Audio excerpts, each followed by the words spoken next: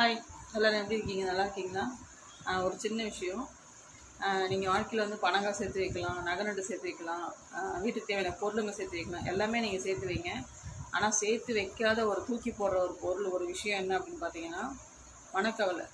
மனக்கவலை மட்டும் தயவுசெய்து சேர்த்தே வைக்காதீங்க. என்ன தான் நமக்கு காசு பணம் இருந்தாலும், நல்லா வயிற்றுக்கு நல்லா சாப்பிட்டாலும், நல்ல வசதியாக இருந்தாலும், அந்த மனக்கவலை கொஞ்சம் உள்ளே போய் சேர்ந்துட்டாலும் மனுஷனை அடியோடு அடிச்சிடும்.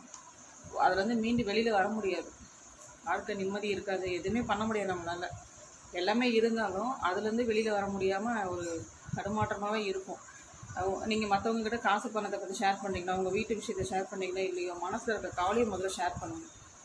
மனசு சரியில்லையா, ரிலாக்ஸாக வெளியில் போங்க, வாங்க, பீச்சுக்கு போங்க, கோயிலுக்கு போங்க, யார்கிட்டே கொடுத்துங்க அந்த விஷயத்தை. மனசுக்குள்ளே வச்சுட்டிங்கன்னா அதுக்கு அடிமையாயிட்டு நிம்மதியே போடும், வாழ்க்கையே வீணாக போடும்.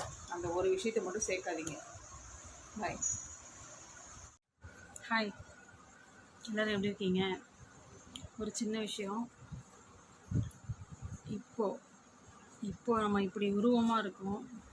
இப்போ என்ன பாவம் பண்ணுறோம், என்ன நல்லது பண்ணுறோன்னு யாருக்கும் தெரியாது. அடுத்த ஜென்மம், அடுத்த பிறவி அப்படின்னு இருந்தாலும் நம்ம என்ன பிறப்போன்னு தெரியாது.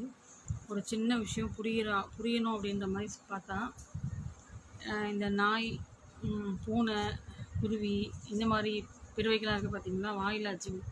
அந்த பிறவி எடுத்தாலும் அதுலேயும் ஒரு நல்லது நம்ம பண்ணியிருந்தால் மட்டும்தான் அந்த பிறவி நம்ம கிடைக்குன்ற மாதிரி யோசிங்க. ஏன்னா சில ஜீவன்லாம் வீட்டுக்குள்ளே அவ்வளோ பாசமாக, அவ்வளோ ஒரு பொக்கிஷமாக வளர்க்குறாங்க, பாதுகாப்பாக ஒரு செல்லமாக வளர்க்குறாங்க.